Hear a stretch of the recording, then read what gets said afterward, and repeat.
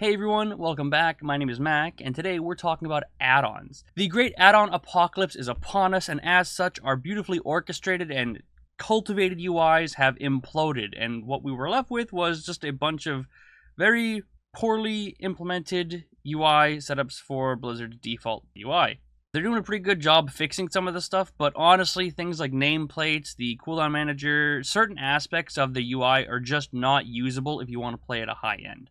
And I just wanted to touch upon some of these aspects that I'm using to make these UI you see here. Really, it's 3 add-ons, 4 if you want to count the cooldown manager add-on I'm using, but let's just go ahead and talk about the 4 most important add-ons I'm using in my day-to-day going into midnight. Starting off, let's just begin with the most basic, the cooldown manager. Now, this is actually an add-on that is called Better Cooldown Manager. If I type VCM, it'll open up the options here, and pretty much what this is exactly what the name implies. It is a better cooldown manager. I can move around pretty much everything I want however I want it. I can move the X offset wherever I want. This is just the essentials. I can go to utility, and you notice I have the utilities right above my nameplate here, or my unit frame.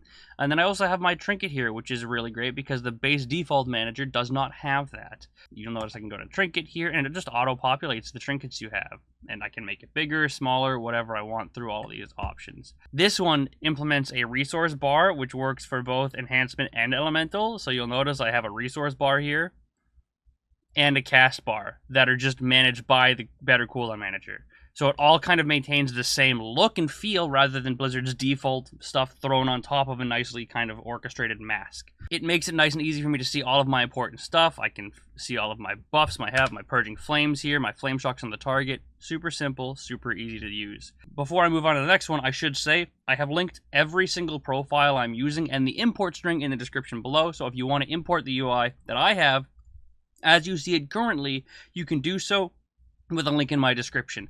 Just make sure if you are importing them, since they're different add-ons with different import strings, it's super important that you import them all, because if you don't import them all, the scaling, the positioning, and everything is going to be very janky. And that includes Blizzard's default edit mode and the cooldown manager. So keep that in mind. The next add-on I want to talk about is the nameplate, because Blizzard default nameplates are effectively unusable. When you go into a dungeon, half the time they're dancing around your screen doing the freaking cha-cha, and you can't do mouse over macros on them because, for whatever reason, they don't stay still. So the one I'm using here is Platoninator. Plater is also another fantastic option. I am using Platoninator because I'm just kind of trying to expand options. I used Plater in the past, and since I lost all of my really fun custom options, I wanted to go something a little bit simpler to see if it works, and honestly, Platoninator works really well, especially when you're trying to learn it for the first time because it is so simplistic. I have my nameplates here, and if I type /Platy, maybe that's why I like it, because it's /Platy. It makes it super easy. The options are all right here. If I go to Designer, this is literally what my nameplates are going to look like. It's as simple as this, and if I want to edit anything, I can simply click on it. I can adjust the name, I can adjust the bar, I can adjust the highlights, or I can clear the section entirely. What I did here, this is not the default. I took the name, put it in the bar because that's how I like it. I increased the scale, centered a bit, and I truncated it.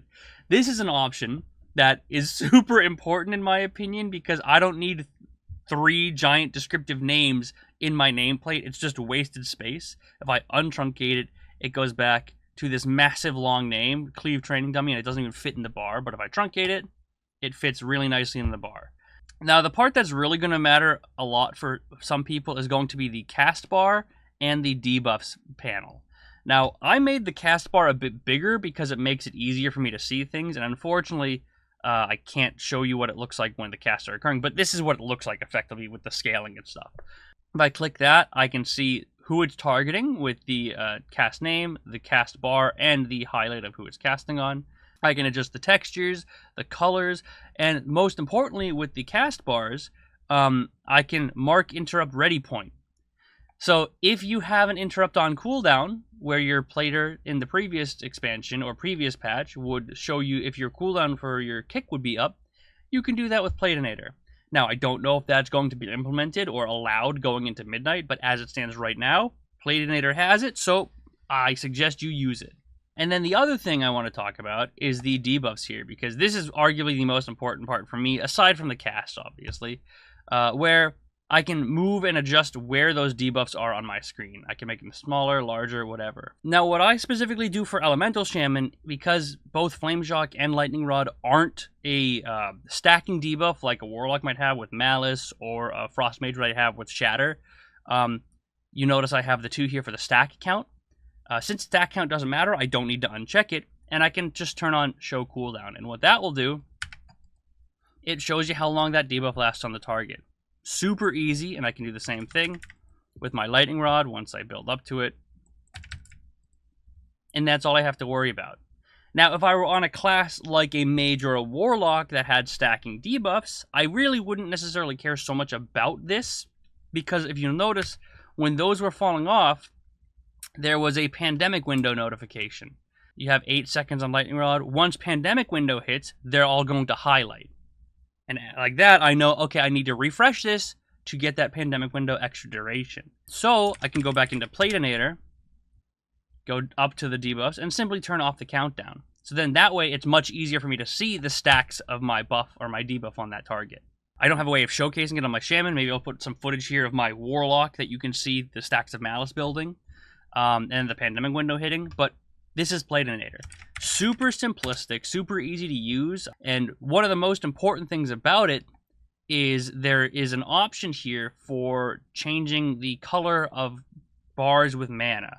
So if you want to turn on the color for the creatures that have mana, you want to go back to the designer, click on the nameplate color, and then go to bars, health, and then in this little tab menu, go to colors, and then what you do is class colors. So you want class colors to be up, and what that's going to do is it's going to change the color of this to a blue when there is a class with or a creature with mana. All right, and the next add-on is going to be Danders Frame, which is this thing down here. Now, unfortunately, I'm not in a group, but luckily for me, I can test it. So if I type /df, these are my party frames. I can click test, and these are my party frames I now have. This is really nice because while it isn't necessarily the level of cells customization that I used to have in the previous expansion or previous patch, it does have options for click casting that are just better than Blizzard's. It's pretty simplistic, exactly what you'd expect from any sort of party frame add-on. You have the global fonts and everything like that. You can change the visibility of these frames. You can change the colors. You can use class colors, change the textures. But if you're a healer, you're probably more caring about the actual click casting. So if we go over to the binds option here, we can set up our entire click cast options. So if I wanted to add a spell by clicking on a target, I can simply click the spell I want to cast when I click on a target. We'll just go ahead and find Chain Heal here. If I click that, I will then click the keybind I want to hit for that button, which will be Shift Click. And now Chain Heal will cast when I shift click on a target. And if I go back, close this out, shift click on me, Chain Heal. Same thing, Chain Heal. Super simplistic add-on, very easy to set up. This is what I've been using for specifically my click casting on Resto, which makes it super easy. Actually, let me see if I can swap over and show you what it looks like. And hopefully this doesn't throw my entire UI out of whack, because 20 add-ons makes it a little bit more frustrating. Beautiful. So now you can see if I click cast, I get a Riptide. If I shift cast, I'm out of mana. But if I shift alt cast, I'll Healing Wave. If I shift click, I'll get a Chain Heal. If you don't like Blizzard's click cast, Danders Frames is a great alternative that I've been using. Unfortunately, it still doesn't have some of the options that I had with Cell, but it does a pretty decent job, because if I go back into DF, you'll notice it gives me a bunch of aura information and indicators. And these are really nice because it specifically showcases a lot of important details. There's some really great options here, like, I will get rid of all these for now and show you, it has absorb icon, so I can see how much absorb is on a target. It has out of range icon where it goes out of opacity. It has a defensives bar where I can see if there is a defensive currently running.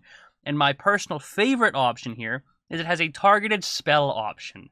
So if there is a spell that is currently being targeted on an ally of yours, you can see it on the frames. We don't have to look at the nameplates of the enemies to see where they're casting. I don't have to search in the tiny little bar to see who they're casting at, and then I don't have to go all the way down to prepare them for that cast in case it does go off. I can instead just do all of that, focusing purely on my unit frames here. So super nice. I really like that addition here, and it's made healing a significant amount easier, in my opinion, for the little amount of resto shaman that I've been doing.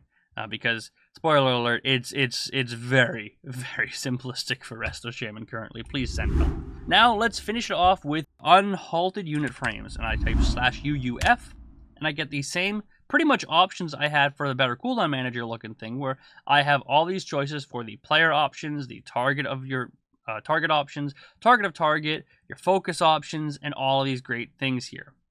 Now, the reason I am using this is not just because I prefer the more sleek style, but specifically because you'll notice that if I'm going through this and doing my rotation on whatever mobs I'm casting on, the Cooldown Manager does showcase my Flame Shock. However, as unluck might have it, it does not track my Lightning Rod. So I don't know if my current target has Lightning Rod on it. But Unit Frames do. And this right here, Unhalted Unit Frames, allows me to see that this target has Lightning Rod on it. Now, this is not just for Elemental. There are also other classes that have this issue, like Warlock's Immolate or Malice, for some reason does not show up on the Cooldown Manager. I have no idea why. And those are all super important rotational things we need to be aware of. And having to look at the unit frames can honestly be overwhelming when there's 5, 10, 15 enemies swirling around. That first pull in Algathar Academy is a damn nightmare when you have to try to spread your dots around. Which is why I really like this add-on, because it shows me the things that the Blizzard Cooldown Manager for some reason doesn't want to show me. Blizzard, please, for the love of God, whitelist, blacklist, allow us to adjust the buffs and debuffs that we can see manually. It's just too bad right now. But this is my workaround here. It allows me to see my lightning rod on a target without having to chase down these freaking dancing little unit frames or nameplates. So I can just look over here to verify that it's there. Other reason I like it is because I can adjust the size of pretty much everything, and I can adjust the cast bar. In the edit mode, currently, there is no target cast bar. There is a target cast bar, but it's attached directly to their unit frame, and you cannot move it from where it is.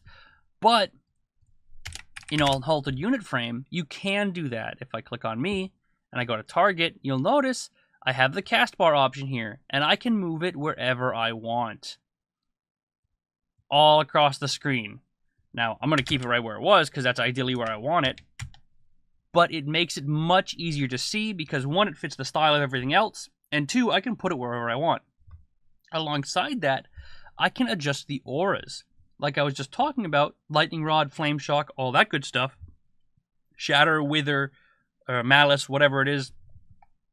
I can change the size and move them where I want them to go. So I can adjust the positioning of this stuff.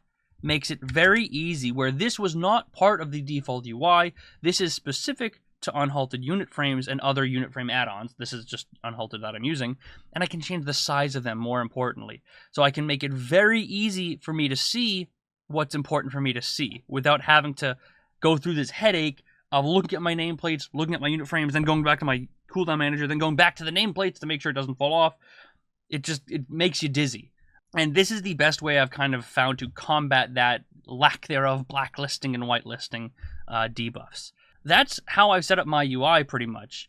I've really boiled it down to those 4 add-ons as the most important add-ons I've gotten and used. I have others, like obviously you see Bartender here, you have the detail skin over here, but the ones that are detrimental to me actually playing the game are those 4. We have the Better Cooldown Manager, we have Playtinator, we have Danders Frames, and we have Unhalted Unit Frames. Like I mentioned earlier in the video, all of these import strings, links to the downloads are all going to be down in my description below under the UI sheet. It's a big Google sheet that has links to all these add-ons, every single add-on I use, as well as import strings to every single add-on you see on screen here. So if you want to just take what I have and mess around with it yourself, by all means, you can do that right there for free, because I know that's kind of been a big topic among the community right now, but you can just import it like that. So if you have any questions, feel free to post in the comments below. I pretty much read comments non-stop, every day because I am terminally on my computer. So that's all I have for today. So thank you very much for watching. I hope you enjoyed, and I'll see you in the next one.